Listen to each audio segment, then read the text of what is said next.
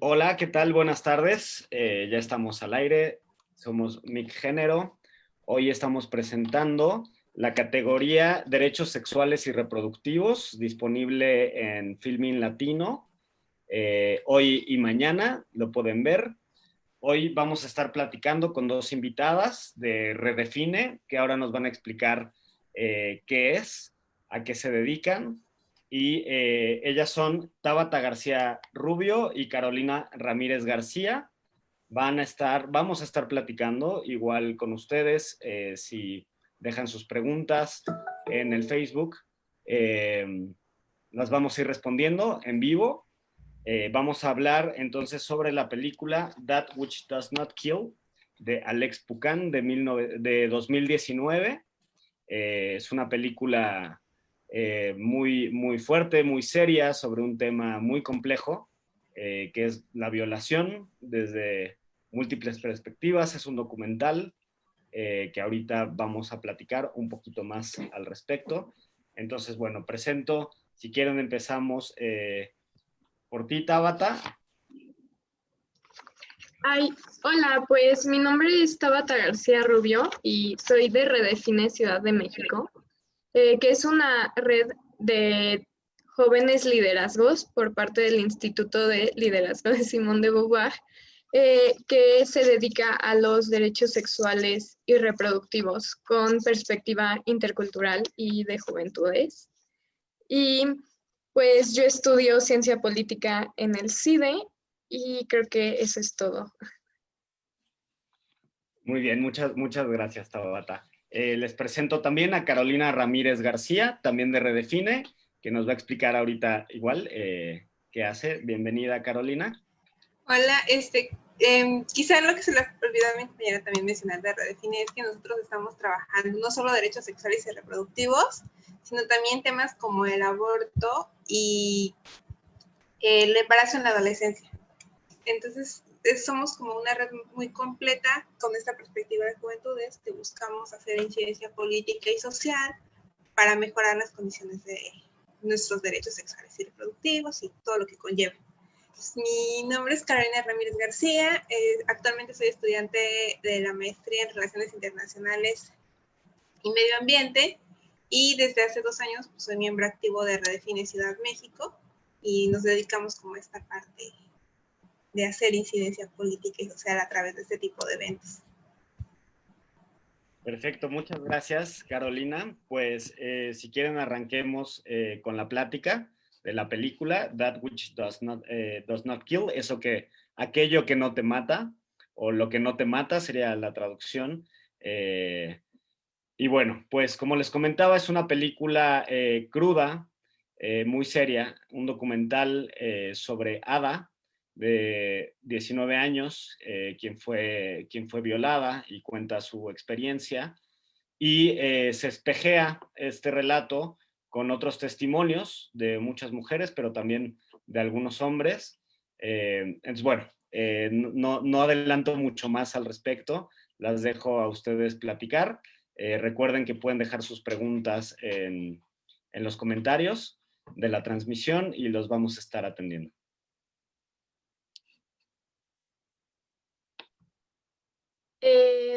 Pues sí, o sea, esta película lo que hace es como hablar de la historia de Ada, aunque es una historia muy fuerte de violación, pero lo hace a través de diferentes personas, ¿no? Entonces la historia no la cuenta solo una mujer y no solo mujeres. Entonces es como la historia colectiva de violencia sexual que han vivido todes o que conocemos, o sea, todos conocemos o una historia de violencia sexual o incluso la hemos vivido. Entonces es a través como de esta forma de contar la historia que podemos sentir que no es como la historia de solo una persona, sino nuestra historia. Creo que eso es como lo más importante a remarcar como de la película.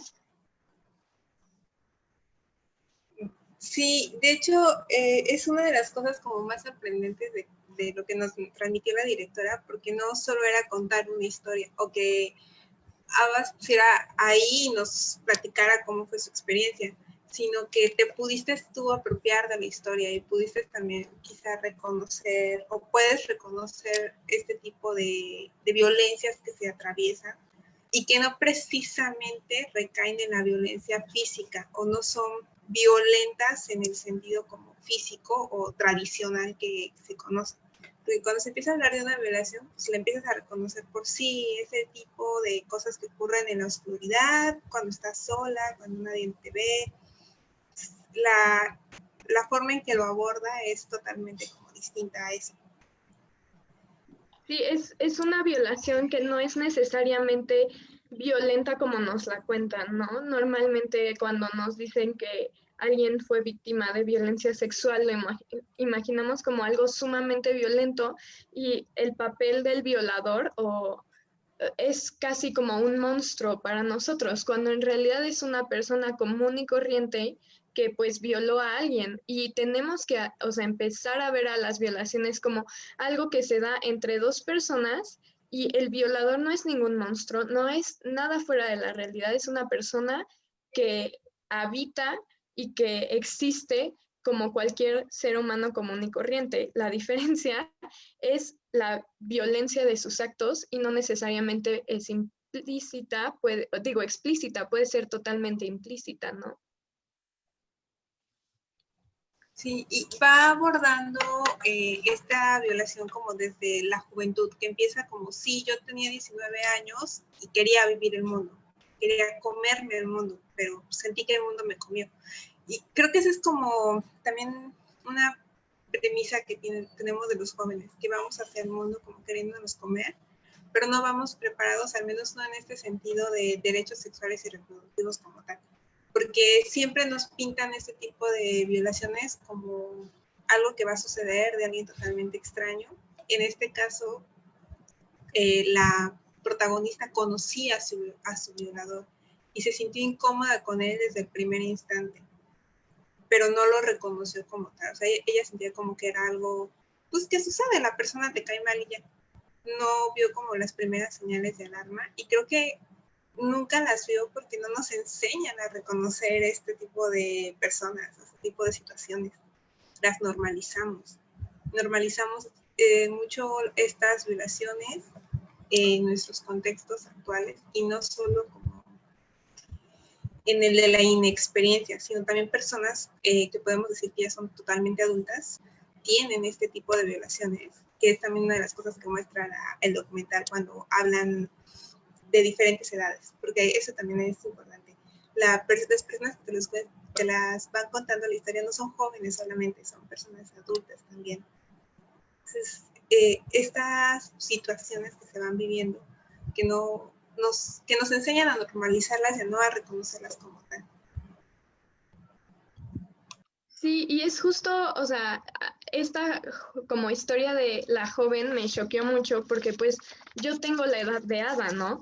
Entonces me reflejé totalmente en ella, o sea, yo soy una persona joven que acaba de empezar la universidad y tiene ganas como de experimentar y vivir todo, pero yo he tenido el privilegio de que la gente alrededor mío me muestre como ciertos comportamientos de violencia que yo no debería de aceptar y siento que Ada podría ser cualquier amiga mía, cualquier conocida, mi hermana incluso, que no necesariamente le han enseñado que ciertos comportamientos son violentos y que en ese momento tiene que cortar como cualquier tipo de relación, ¿no? Porque lo que nos enseñan es que debemos de, pues, estar como abiertos, no juzgar totalmente a las personas, lo cual, o sea, estoy 100% a favor de no juzgar a las personas,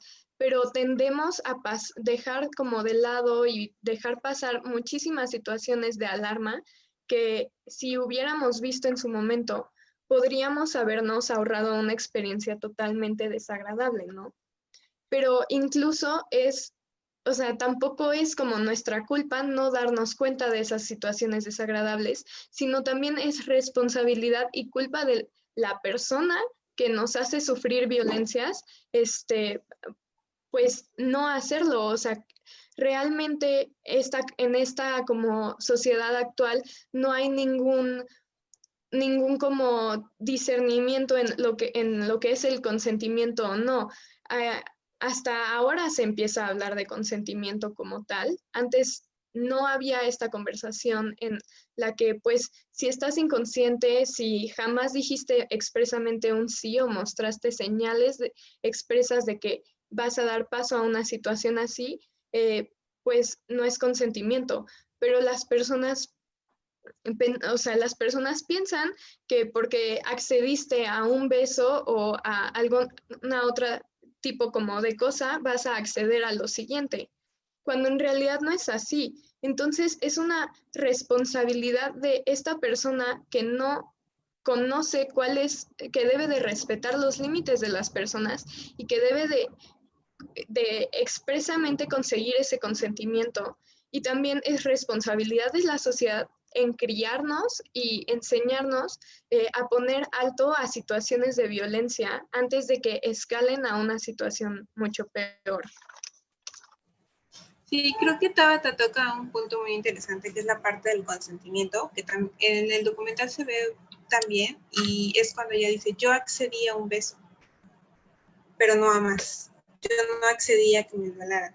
Entonces, en el contexto actual, incluso podrías pensar, bueno, es que ella se dejó, es que ella lo quería, o ella lo buscó porque pues, dejó que la besara, pero no precisamente, porque también tenemos límites. Y eso es algo que no nos enseñan. Y también lo menciona con respecto a la forma en que nos enseñan lo que es el sexo y la forma en que lo abordan. En el común imaginario, el sexo necesita una penetración. Pero la protagonista lo menciona, no es necesario. O sea, yo tuve una relación que podremos tildar de romántica y bonita, pero mi amiga me dijo que eso, ni siquiera había tenido relaciones sexuales, aunque sí hubo este acercamiento con esa otra persona. Entonces, al volverse y sufrir esta violación, ella pues no lo reconoce porque no sabe también experimentar en esta parte de sus deseos. No sabe cuáles son sus deseos, cuáles son sus límites. No sabe reconocer la experiencia porque no es lo que le dijeron que es. Entonces también es esta parte de no saber qué. A mí me dijeron que debe ser así y no es. No fue así. Y es algo que abarca mucho también en la película, creo que en todas sus formas. Y se empieza a hablar no solo como los límites de la mujer, sino también de todas las personas. Todas tenemos límites, deseos y formas de vivir nuestra sexualidad, pero no nos enseñan a reconocerlas. Los vamos reconociendo conforme la experiencia. Y también puede ser una forma fea de experimentarlo. Sí, precisamente hay una parte en donde se habla de un área gris, ¿no? Y en estas áreas grises que nos desconciertan y que no sabemos ni cómo entender o interpretar del todo, hay muchas perspectivas que se ven en la película que creo que son muy interesantes, ¿no? Y en esta área gris que no sabemos discernir si fue o no fue, o bueno, claro que fue, porque estás haciendo algo que la otra persona no quiere, estás violentando, estás lastimando, ¿no? Pero hay un área gris que no es lo tradicional. Entonces, a lo mejor, si nos cuentan un poquito más al respecto. Pues sí, justo como una parte de las más choqueantes del documental es cuando, o sea, salen dos hombres y cuentan como primero la historia de Ada y después como su propia vivencia personal. En uno de los casos, uno de los hombres menciona que él no sabe si fue o no fue un violador, que perfectamente podría haberlo sido. Y a mí eso o sea, de verdad me impactó muchísimo porque realmente es cuestionarnos cuál es el papel de los hombres dentro de estos temas de violencia y cuál es el papel como de aliados de lucha, traidores del patriarcado, etcétera, que normalmente pues no, o sea, no cuestionan realmente, o sea, las violencias que ellos mismos han ejercido sobre otras como personas, cuando en realidad ese es lo principal que se debe de hacer, cuestionar las violencias que ellos mismos han producido sobre otras personas, sobre otras, y sobre como en general todes, ¿no? E incluso como cuestionarnos nosotros mismos cuál ha sido nuestro papel como violentadores y como víctimas. ¿Cuándo hemos sido nosotros los violentos? ¿Cuándo hemos sido nosotros las víctimas? Y como trabajar desde eso, por más que sea como doloroso reconocernos como seres que violentan y seres que han sido violentados, ¿no? Y es asumir esta responsabilidad que nos toca a todos como personas en proceso constante de deconstrucción. Sí, y creo que también el área gris como que se abarca en este concepto de lo que creemos normal o que es como decías, no es lo tradicional. Hay una palabra que a mí me sonaba, que realmente tuve que hacer una investigación con una amiga que es psicóloga, que es usaron un tipo de terapia para poder definir que lo que a mí me había pasado era violación. Entonces yo recurrí a esta amiga con la pregunta de, oye, ¿y ese tipo de terapia solo se aplica a personas que sufren como violencia que llega a ser como física o así? Y ella me decía, no, puedes asumirse a todo tipo de impactos o marcas en la vida de las personas. No necesita ser como un evento fuerte que haya trascendido a lo físico. Entonces, ahí fue cuando yo también me caché. Obviamente yo creía que estos impactos en las vidas eran como periodos muy largos, prolongados, situaciones que se repiten o no se repiten. Y no, ella lo menciona, quería borrar de mi vida solo 5 o 6 minutos. Ni siquiera era mucho el tiempo que la había sufrido, solo eran 5 o 6 minutos que fueron suficientes para marcar a esa persona. Entonces, y también lo remarca cuando va a hacer la denuncia 10 años después y le dicen, no puedes decir esto, porque si dices esto significa que tú lo provocaste. Cuando empiezas a revictimizar a la persona que fue violentada. Eso también es como sorprendente de esos apartados de la forma en la que Adam vive esa violencia. Porque también hay algo en la historia, no solo es una vez. Ella trata de confrontar a su agresor y la vuelven a violar. Y ella sigue sin entender como por qué fui, ¿no? Y luego vuelve a ir, y en esta ocasión lo menciona en el documental, yo tenía una lencería sexy, yo trataba como de provocar, pero no era la razón. Ella no trataba de provocar, ella trataba de tener el control de la situación, ella trataba de resignificar ese primer momento. Entonces, creo que también eso es como muy relevante respecto a esta violencia, porque entonces ya empieza a haber estos juicios donde dices, sí, ella lo provocó, pues es que sí, ella fue o a ella le gustó. Ese también es una forma una frase muy común cuando se habla sobre violación. A ella le gustó y por eso volvió a ir. Y no precisamente es así. Porque, y lo menciono también en el contexto, cada persona va a reaccionar diferente a las violencias. Lo común es cuando te dicen, cuando alguien llega y te agreda, pues ya tú lo golpeas, tú resistes, gritas, tratas de salvarte de la situación. Y lo menciona una mujer que dice que es policía, no es cierto. No, ni siquiera te fijas en el rostro de la persona que te está violentando. No sabes cómo vas a reaccionar en esas situaciones. Eso es muy importante, ¿no? Perdón que ya ibas a arrancar. No, que creo que abre muchas series de reflexiones, no nada más una. Y todas las reflexiones que abre son muy profundas. Cada historia tiene su complejidad.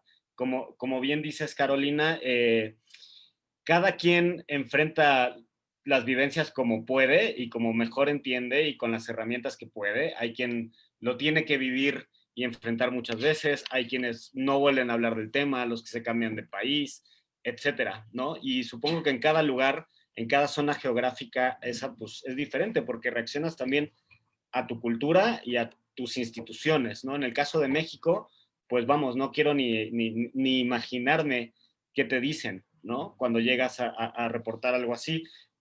Por otro lado, está en el tema cultural también la parte de lo que pensamos sobre la cultura, no solo de la violación, sino también la cultura con la que vivimos las masculinidades, las feminidades, es algo muy importante en la película que se toca y que creo que es sorprendente. Y la parte de lo que ya dijeron, ¿no? De la victimización, revictimización, desvictimización, son conceptos muy complejos. Entonces, bueno, me meto solo como para hacer ese comentario. Y justo como retomando lo que estaba diciendo Carolina, es que a lo largo como de toda la película hay, o sea, podemos identificar que las mismas personas que están contando esta historia igual fueron víctimas de una situación similar, ¿no? Entonces, se ve como un proceso de cómo ellas le dan sentido a su propia violencia a través como de la historia de Ada, ¿no? Y creo que es muy importante que, que se siga como contando, porque en los últimos años han surgido movimientos que han como sacado a la luz todas estas violencias que se viven como diariamente, y es a través de esto que todos nosotros podemos ver como nuestros traumas, nuestras propias violencias vividas reflejadas en otras personas, porque pensamos que somos solo una, e incluso se menciona en la película que piensa, se piensa que solo nos pasó a mí y que es algo, y eso hace que sea más imposible como salir adelante, ¿no? Pero en el momento en el que vemos que hay muchísimas personas que han vivido algo similar a nosotros, y algo como, es como ese momento en el que encuentras una comunidad en la que te puedes apoyar y salir como de esta violencia como para resignificar tu vida y, y aceptar como lo que pasó a través de como de toda esta comunidad que se va a generar, ¿no? Creo que eso es como algo de lo que más o a mí dentro del feminismo es lo que más me llamó la atención, la oportunidad de aceptar mi trauma a través de las historias de las otras como personas que han vivido como cosas similares. Sí, y lo menciona como estos grupos o redes de apoyo que se crean, que también te hacen visibilizar otro tipo de violencias, porque lo mencionan como, bueno, Ada fue una persona que sí era extraña, pero la conocía. Otra chica menciona, a mí me violó un completo extraño. Y conoce el caso de unos niños donde los viola el papá, porque también esa es como la historia del o la parte del violador, ¿no? El violador no siempre es alguien ajeno a ti, es alguien que conoces, es alguien que sabe cómo eres, es un familiar, es el amigo, es como la persona, y como decía Tabata al principio, no es el monstruo que imaginamos o que nos hacen creer que es, no, es una persona, es un ser humano. Un chico que empieza a mencionar como que él violó a su pareja, le dice, era mi pareja, fue un momento que no es un pretexto, yo estaba como drogado y sucedió, pero ya no, o sea, ni él quería hablar del tema, ni yo quería como, o yo lo podía hablar normalmente porque no dimensionaba como el daño que había hecho, hasta que se empieza a dar cuenta de todo y también le sorprende lo que encuentra, ¿no? Porque solo se lo hablan una vez y la pareja le dice, pero es que eres el amor de mi vida. Y es así como que impactante para él cómo le puede hacer daño a una persona tan cercana sin darse cuenta, porque nunca conocieron como los límites o porque nunca se habló del tema. Sí, y justo aquí puede venir como lo del amor romántico, que es como esta necesidad de aguantar todo por como el supuesto amor de nuestras vidas, y de como dar y no poner límites y como en ambas, o sea, de ambas partes es una explotación emocional que solo como lleva a más violencias. Entonces, igual esta como película, o bueno, más bien documental, abre paso como a la discusión del amor romántico y de nuestras relaciones personales, que, o sea, cómo nos relacionamos sexoafectivamente con otras personas, qué es lo que estamos dispuestos a dar, qué es lo que queremos recibir, y pues no sé, borrar esta idea de que una relación es solo dar, que no debemos de esperar nada a cambio, cuando en realidad pues sí debemos de esperar como cosas a cambio y no está mal como asumir eso. E incluso como con este chico que como se asume a sí mismo como el violador de su pareja, lo como más interesante es que siguen juntos después como de ese evento, es que él se reconoce a sí mismo como, o sea, él se llama a sí mismo como un hijo de la chingada o algo así era la traducción, ¿no? Y dice como, es que no, o sea, soy eso, no soy una buena persona, le hice una violencia enorme a la persona que amo y no hay manera de como de, y para él no hay manera como de ir y de redimirse, ¿no? E incluso como creo que esa como negación de su pareja a no querer hablar del evento todavía como que lastima más a esta persona que se asume a sí misma como violadora, ¿no? Creo que, o sea, eso me marcó muchísimo, sobre todo como en este tema de el amor romántico. Sí, y creo que ahí caemos también en esta parte, como de trata, de que el amor todo lo puede, todo lo soporta, esta frasecita que nos enseñan siempre. Y si lo vemos también como, o sea, si atravesamos un poco la perspectiva de género en este amor, nos podemos dar cuenta que no es lo mismo que se le pide a un hombre que lo que se le pide a una mujer. Porque entonces la mujer está ahí para complacer los deseos del hombre. Y es esto lo que también hace que para nuestra protagonista sea tan impactante lo que vivió. Porque lo menciona, me hicieron sentir como solo ser un cuerpo. Y sí, somos un cuerpo, pero somos más. Somos sentimientos, somos emociones, somos necesidades, deseos. Pero la objetivizaron. Y ese es como, en el contexto actual es como surgen muchas violaciones. Reducen a las mujeres o a las personas a ser un cuerpo. El sexo actualmente creo que se entiende mucho así y es como parte de las labores de incidencia social, de quitar esto, redefinir estos conceptos. O sea, no, el sexo no solo es como satisfacer tus deseos sobre un cuerpo, es un intercambio de muchas cosas, de emociones, de afectos. Es como toda esta labor que al menos desde Residen también trabajamos, lo que se necesita también para evitar este tipo como de violencias, porque el violador es tu pareja cuando tú no quieres tener sexo y puedes decir que no, pero como mujer te enseñan a decir que sí y que pues, es tu deseo, es el deseo de él y tienes que complacerlo. Entonces, no, era como una de las cosas que a mí me hacía mucho ruido cuando empecé a ver el documental, porque yo decía, no creo, o sea, ella sí quería, ella no quería, porque se somete al deseo, ¿no? Y pues sí, ya después lo vas entendiendo, porque es algo que nos enseña, y no nos enseñan como a todas de la misma manera, sino porque a veces te dicen, es que tú puedes decir que no, pero no te dicen, tienen que respetar tu no. O sea, sí, cualquiera puede decir que no, pero no basta con decir que no, también tienen que enseñarte a respetar el no.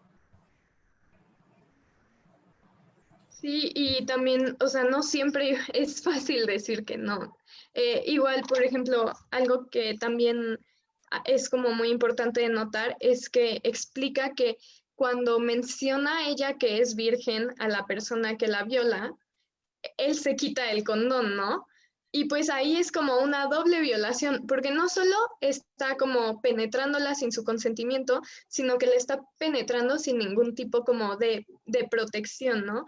Y todo, o sea, se tiene como mucho esta idea de que pues en la primera vez no te puedes embarazar o no puede tener como enfermedades de transmisión sexual si, o sea, si nunca ha sido penetrada una persona o cosas así, cuando en realidad pues hay, o sea, hay enfermedades como el SIDA que no necesariamente tienes que como adquirirlas a través de relaciones sexuales o incluso en la primera relación, aunque dure 3 minutos o lo que sea que dure, puedes embarazarte. Y esa persona que violó como a Ada ni siquiera pensó en eso, no pensó en qué iba a pasar si embarazaba a Ada, porque no le importaba ni Ada ni el cuerpo al que como accedió sin consentimiento, y tampoco le importaban las consecuencias de su acto.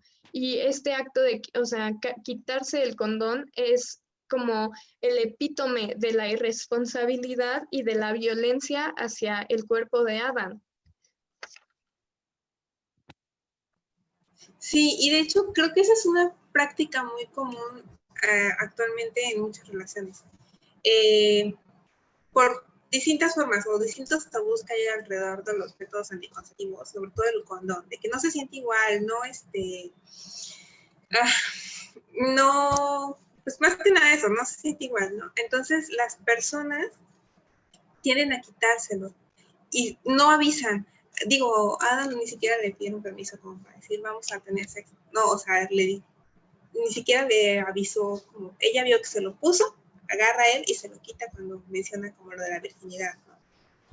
Y eso pasa en relaciones actualmente. O sea, esta práctica de quitarse el condón también es un tipo de violación o un tipo de violencia hacia la otra persona. Y es algo que actualmente sucede en muchos jóvenes que tienen esta irresponsabilidad, por más que se hable como del tema, que sepan usarlo, que lo conozcan, empiezan a cometer como este acto. Entonces, creo que otra de las cosas que podríamos como resaltar en cuanto a lo que ocurre es a la forma en que Ada después de este suceso ve el mundo. Porque ella decía, ya no volví a ser la misma, ya no volví a sentir como esa plenitud que podía adquirir como persona. Y un evento tan pequeño como 5 o 6 minutos me marcó durante toda la vida y durante mi forma de relacionarme con los hombres. Era agresiva, para mí todos eran iguales, no volví a tener como esta seguridad ni en mí ni en los hombres por un evento como tan pequeño que sucedió en su vida.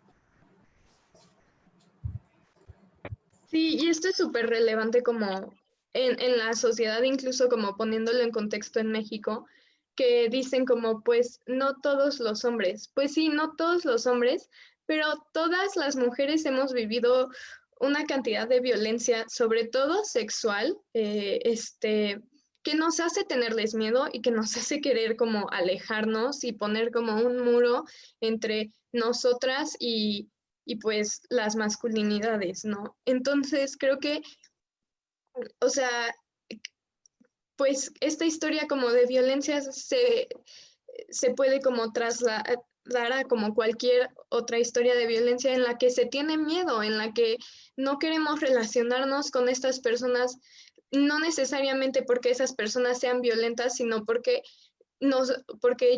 ya no confiamos o sea, en la otra persona, y sobre todo ya no confiamos muchas, o sea, mujeres y disidencias en lo que es como la masculinidad tradicional por toda la violencia que nos han hecho sufrir, que chance no, o sea, estoy de acuerdo que no todos los hombres son violentos, que no todas las masculinidades hacen prácticas de violencia sexual, física, verbal o emocional, pero sí todas las mujeres y todas como las disidencias tenemos una historia en común de violencia por parte de un hombre, como por así decirlo, macho tradicional, ¿no? Sí, y también vemos como esta forma de relacionarnos de lo heteronormativo. El chico que menciona la violación a su pareja acá fue homosexual, es una relación homosexual la que él vive. Entonces, creemos que estas cosas o estas violaciones no suceden en ese tipo de relaciones, o que por tener cierta preferencia o asumirse como cierto género, entonces le tienen que gustar ciertas cosas en la sexualidad. Él también menciona como piensan que por ser un gay me tiene que gustar los sodomita, y no es verdad, o sea, no me gusta. Entonces también como estos tabús que se generan alrededor de la forma en que nos relacionamos sexoafectivamente es como ir tirándolos, ¿no? Ir como cambiando estas cosas o esta forma de ver para que podamos reconocer entonces este tipo de violencias. Claro, me encanta la parte de redefinir los conceptos, ¿no? O sea, creo que es momento de tener esta charla y es muy importante no solo hablar de consentimiento, que qué bueno que estamos hablando de consentimiento, sino también de redefinir el deseo, ¿no? Redefinir el deseo desde uno mismo y cómo para cada quien es distinto y no caer en los estereotipos, sino romperlos, ¿no? Ya se apareció un gatito por ahí en tu casa. Perdón. Entonces, bueno, lo importante es poder redefinir todos estos conceptos, ¿no? La propia directora en el Q&A de hace rato decía que qué bueno que estamos hablando de consentimiento, pero que el paso importante, el paso que sigue es hablar de nuestro deseo, ¿no? Cómo lo vemos, cómo lo educamos, cómo lo transmitimos. ¿Qué piensan de esto? Pues sí, creo que es muy importante sobre todo como hablarlo, porque pues es muy como, no es aceptado hablar de qué es lo que queremos como en una relación, sea como sexual o afectivamente, como que debemos de aceptar lo que nos dan, pero pues, ¿por qué debemos de aceptar únicamente lo que nos dan cuando lo más probable es que queramos como otra cosa, tengamos otros intereses y al no como cuestionar ni ver hacia adentro y decir como, pues, ¿qué es lo que deseo de esta persona, de esta relación, sea sexual o afectiva? Pues no se va como llegar a nada si no se hace, ¿no? Y también es como estar abiertos a escuchar lo que la otra persona desea de como nosotros e incluso o sea, abrir como la conversación con todos, porque siento que es un tema tan tabú hablar de nuestros deseos que nos omitimos, nos censuramos y terminamos creando una serie de problemas y como nos cerramos totalmente a como lo que las demás personas quieren e incluso nos cerramos a nuestro propio deseo, ¿no? Y pues justo como esta sociedad heteropatriarcal, se puede notar mucho como algunas personas de la comunidad LGBT más se cierran a su propio deseo e incluso personas heterosexuales se cierran a su propio deseo porque dicen, pues, ¿qué van a pensar los demás? Pero en realidad es como, ¿qué piensas tú? O sea, deja de ver hacia los demás y empieza a ver hacia adentro y decir, pues, ¿qué pienso yo de tales situaciones, de tales cosas? ¿Qué es realmente lo que me interesa? Para que al final tengamos una vida pues mucho más disfrutable y mucho más como tener cierto nivel de bienestar que no tendríamos al no como preguntarnos y asumir nuestros deseos. Y también creo necesario que para que nosotros podamos empezar a reconocer nuestros deseos, tenemos que ir por lo básico. Dejemos a las juventudes experimentar. Eso es como una de las cosas primordiales. Negamos a las juventudes ciertas experiencias. Es muy común, sobre todo en contextos como en el de México, en que empieces a encontrar estos grupos antiderechos que te dicen la abstinencia es un método anticonceptivo y es el mejor. Entonces, no puedes privar a las juventudes de vivir estas experiencias, porque entonces encuentras adultos que no saben transmitir deseos, que no saben ni lo que desean. Tenemos que permitirnos vivir estas experiencias como jóvenes y vivirlas como, pues, bajo ciertos cuidados, educándonos en tener educación sexual integral real. En México no se tiene una educación sexual integral real y los que pueden y las que pueden acceder a este tipo de educación son personas muy privilegiadas dentro de los contextos. Otra cosa también que es importante es hablar, quitarnos el tabú de todo, quitarnos el tabú de la sexualidad, de mencionar los métodos anticonceptivos. A mí me gusta mucho hablar como con las personas más grandes sobre estos temas, hay quienes se prestan muy bien a hacerlo y te mencionan, es que yo no sabía eso, yo no sabía aquello, a mí nunca me lo dijeron, ¿no? A mí me enseñaron que el sexo es así, que los métodos anticonceptivos, pues sí, la abstinencia, que las formas de vivir la sexualidad son estas, ¿no? No comprenden o sienten que lo que nosotros proponemos o queremos como juventudes es algo fuera de lo normal. Y no, solo queremos rectificar este tipo de cosas, redefinir estos conceptos, abrirnos a lo natural, lo que es natural para nosotros. Entonces también creo que eso es fundamental. No podemos seguir bajo estas definiciones o bajo este esquema de prohibir a las personas experimentar. Hasta un bebé conoce el mundo experimentándolo. Entonces, creo que por ahí podríamos empezar a conocer nuestros deseos. Exactamente, creo que ahí le diste a un punto, ¿no? O sea, tenemos que experimentar para poder cambiar y no replicar o reproducir modelos de represión y de opresión que mantienen a la población general en el desconocimiento total, no solo de cómo comportarse en el mundo, sino de cómo vivir ellos mismos su experiencia vital, ¿no? Y su experiencia sexual. Nos llegó una pregunta de Celsin Nuria Flores que dice, saludos chicas, ¿cuál creen que sea la mejor forma de brindar acompañamiento a quienes sufren agresiones sexuales sin caer en la revictimización? Pues yo creo que ofreciéndoles, o sea, está como espacio empático en el que no se juzga su vivencia y en el que pues se le ofrece como un hombro donde apoyarse, porque muchas veces creemos que tenemos que decir algo, ¿no? Como contestarles y decir como, no, pero pues al menos no te pasó esto o algo así, cuando en realidad creo que estas personas, o sea, merecen un espacio en el que se les ofrezca como algo tranquilo, algo en el que no se les juzgue su vivencia, ni les diga, ni las pongan a pensar, pues no te pasó esto al menos, ¿no? Al menos. Cuando eso es totalmente contraproducente y solo hacemos sentir peores a estas personas.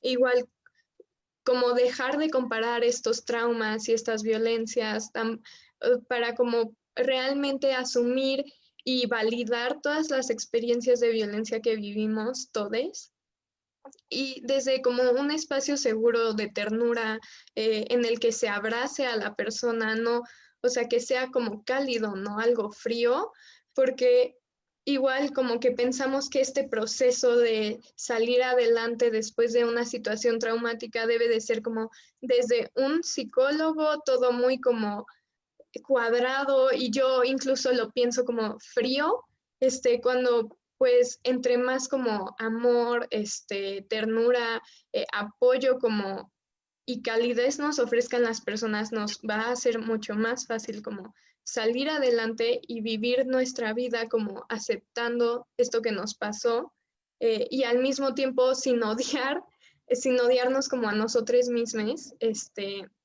porque las demás personas nos van a mostrar como el amor que merecemos, ¿no?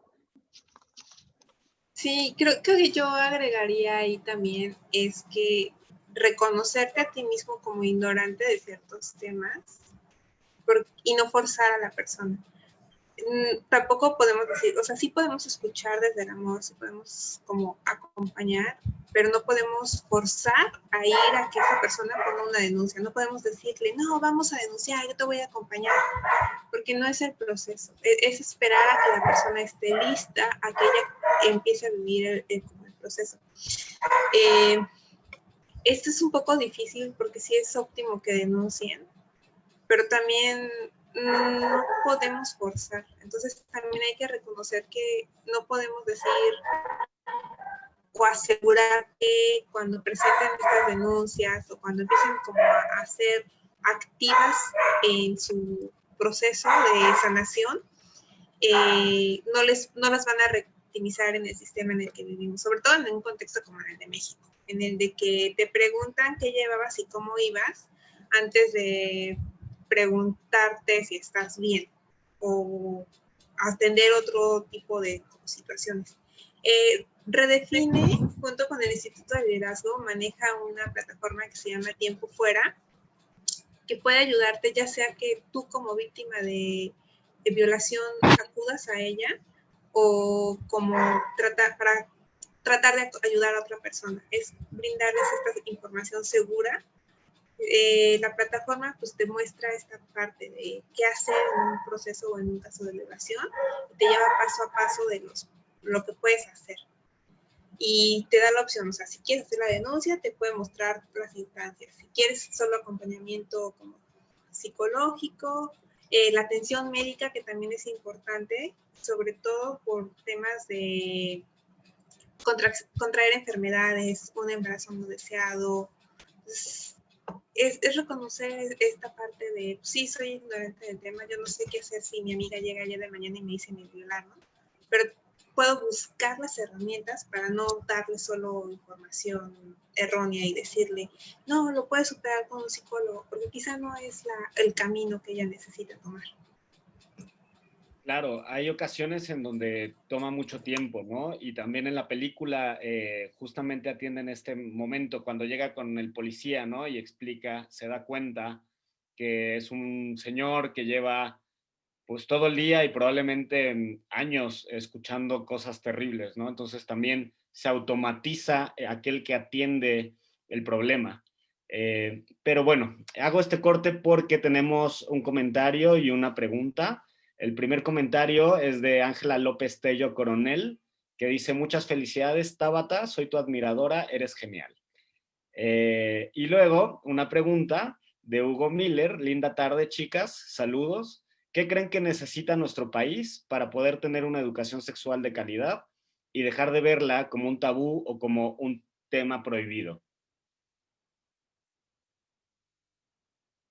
Pues creo que mucho también es como acercarse a los jóvenes, a que pregunten pues qué quieren aprender, qué quieren saber y también como irlos encaminando hacia lo que se debe como saber, ¿no?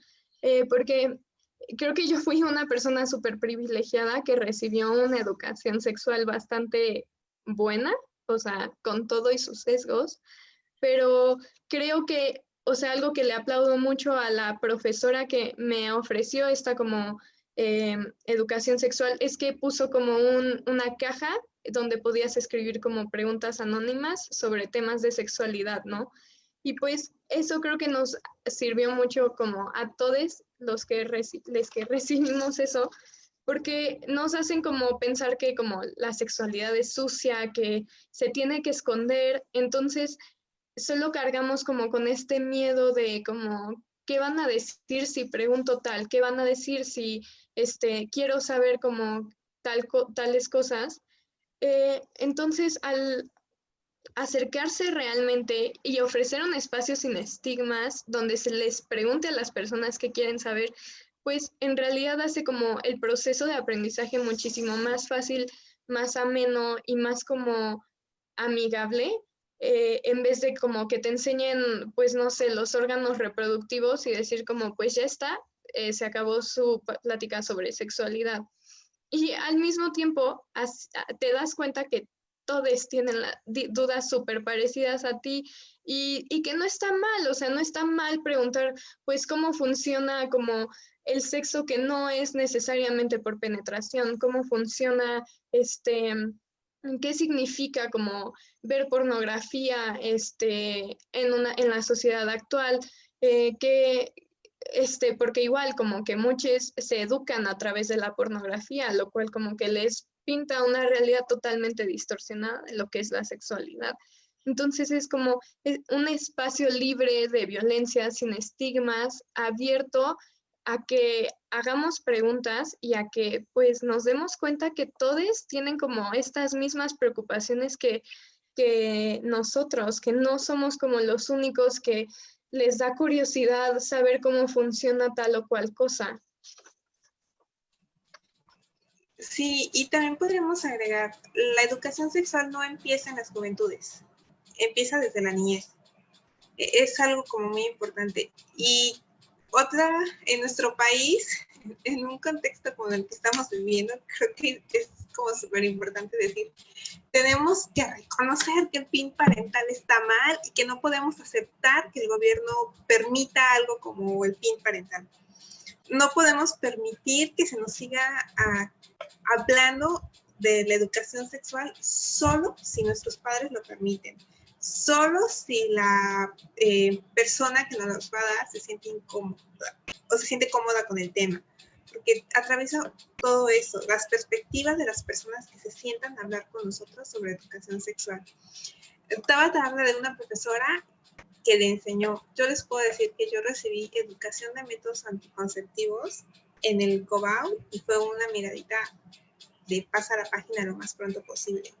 Y a mí la única vez que mis papás se sentaron a hablarme de educación sexual fue usa condón. Y ni siquiera me dijeron cómo, usa condón. Entonces, tenemos que quitar esos tabús, tenemos que hablarlo abiertamente, tenemos que ponerlo en las agendas políticas. La educación sexual es un derecho que tenemos como jóvenes y adolescentes y tenemos que permitir que lo vivan sin tabú. Lo que decías antes, tenemos que permitirnos la experiencia. No podemos decirle a una niña de 14 años no tengas sexo, pero podemos decirle tienes que aprender a cuidarte, y no solo con métodos anticonceptivos, a cuidar tu cuerpo, a respetarte, a respetar tus deseos. Entonces es como un trabajo no solo entre los jóvenes y la persona que se las dé, sino es un trabajo a nivel federal y social. Tenemos que asumir nuestra responsabilidad como personas a educar desde la niñez, no solo a nuestros adolescentes y jóvenes. Y el gobierno tiene que asumir que es un derecho que se nos está negando en México. Y sobre todo con este PIN parental. O sea, reconózcalo, asúmalo y no podemos permitir que más grupos de choque como estos grupos antiderechos que están posicionando estos temas de sí al PIN parental, sí, no a la ideología de género, que también es otro tema. No, tenemos que hablar de género, tenemos que hablar de derechos sexuales reproductivos, tenemos que reconocer que los jóvenes y las niñas tienen estos derechos. O sea, ya no podemos como negar el contexto o la realidad que estamos viviendo. Hemos avanzado creo que ya mucho a nivel internacional en cuanto a adquirir ciertos derechos.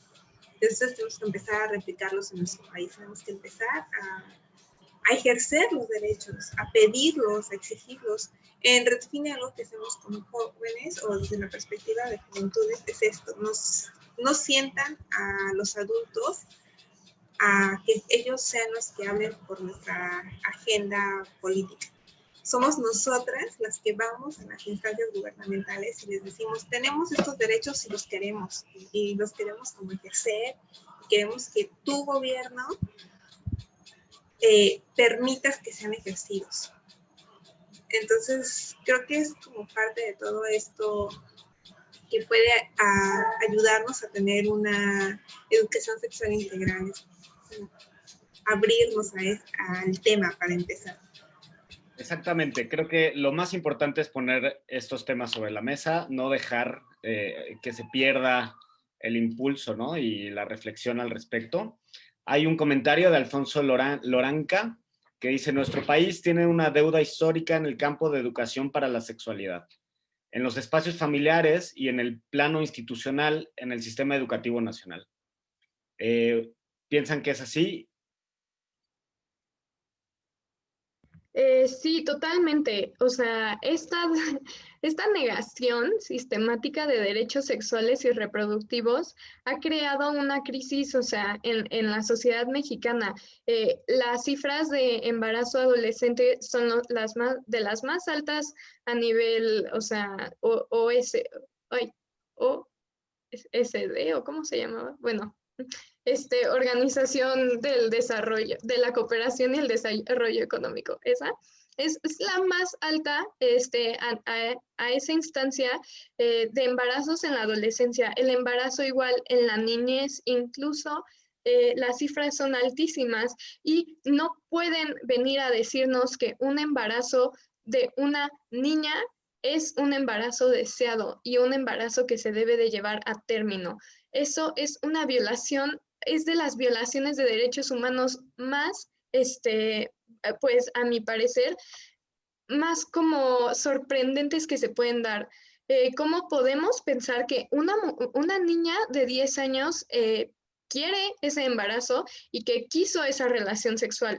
Porque obviamente que esa niña no puede consentir a tener relaciones sexuales y, o sea, casi todos los casos de niñas embarazadas, de infancias con embarazo, son víctimas de violencia sexual.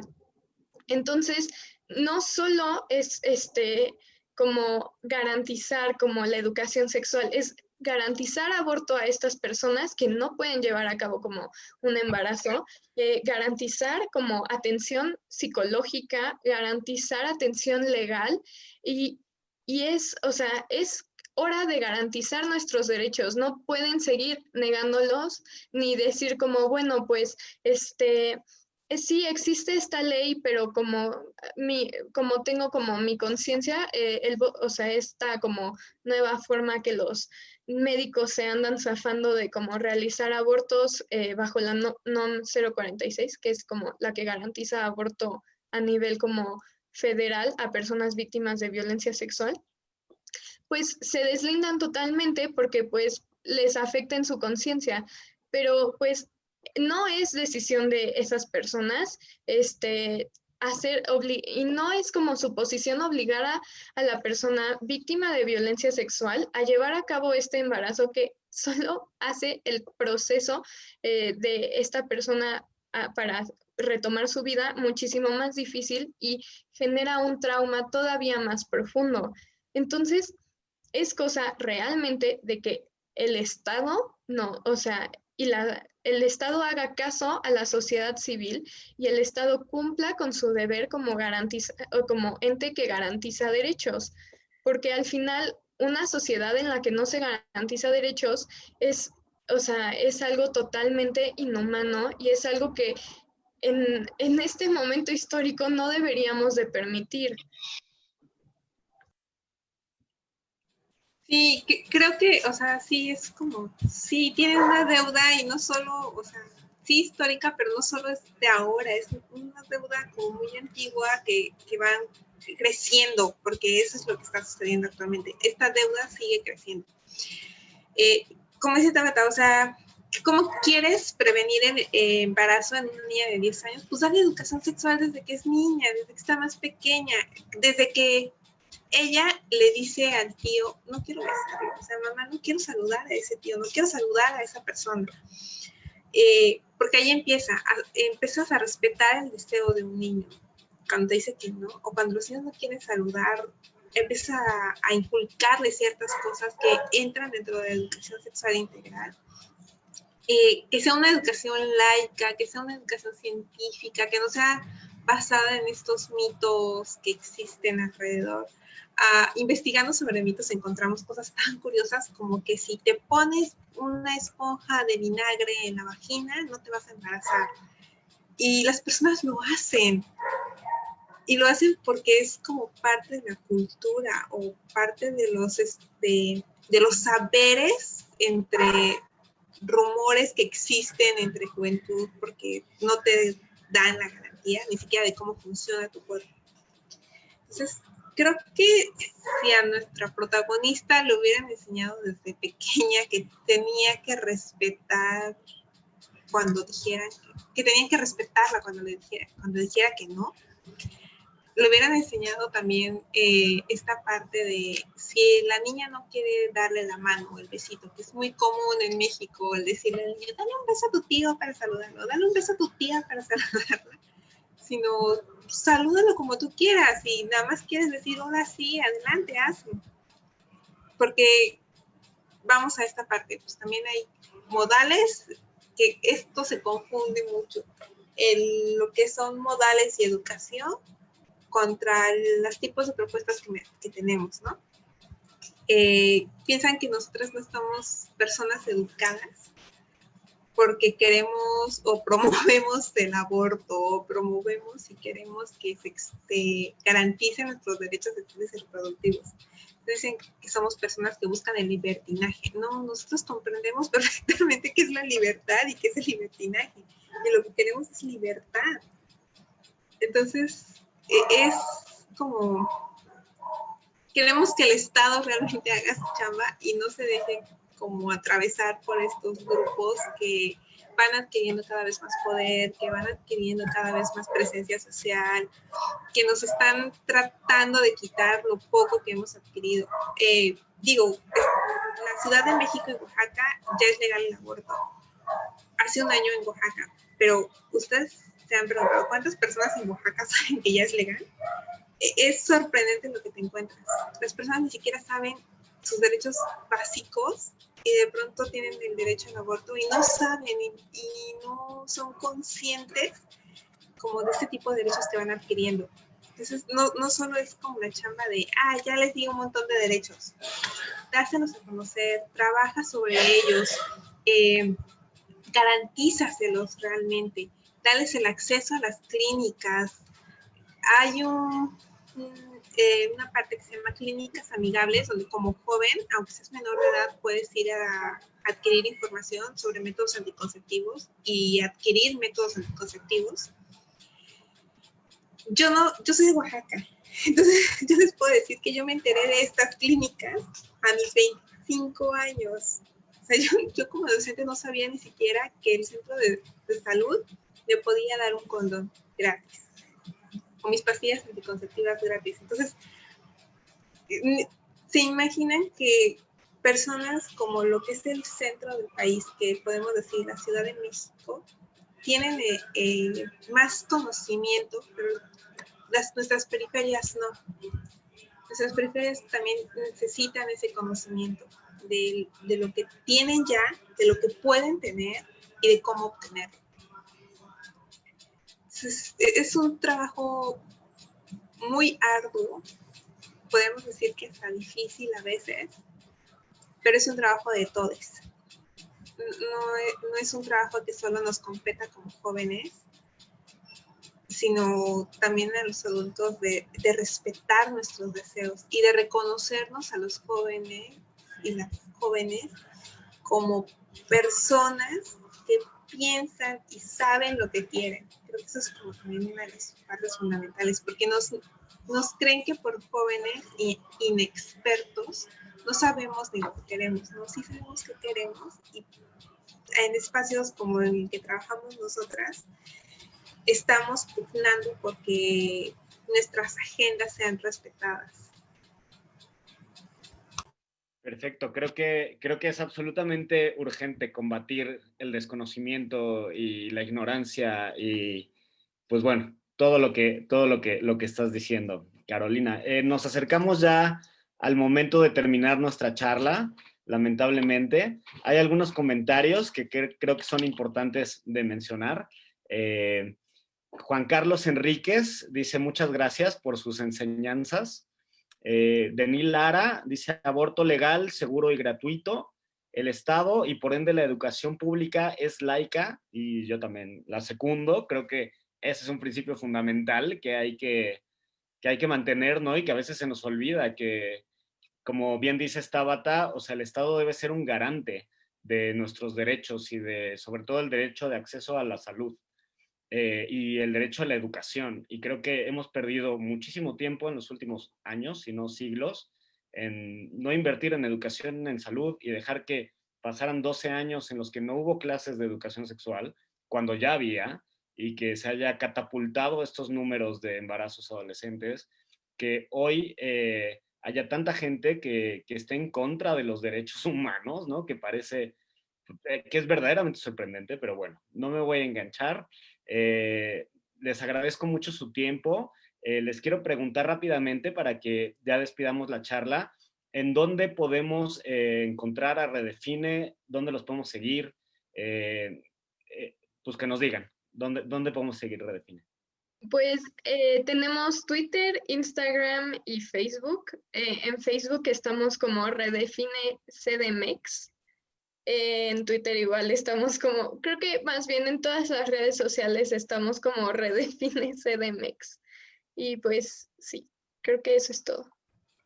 También Sí, tenemos un blog que igual se llama Redefine CDMX por si lo quieren buscar. sí, y bueno, yo les haría una invitación. Síganos en nuestras redes, lanzamos convocatorias y seguimos hablando de estos temas en situación pandemia, obviamente es en línea y con acceso a todos. Y ahorita tenemos una convocatoria muy bonita. Los estamos invitando a que ustedes sean los que hablen de estos temas para nuestro blog. Entonces, síganos para que puedan acceder como a toda la información que tenemos. Perfecto, pues muchas gracias por unirse, gracias por darnos esta hora de su tiempo, esta hora de su activismo. Esperamos que todas, todos y todes hayan disfrutado de esta charla, que se metan a Filmin Latino para ver esta película. Está hoy y mañana, todavía la alcanzan a ver. Es muy fuerte, es muy dura, pero es muy importante. Muchas gracias. Hasta luego.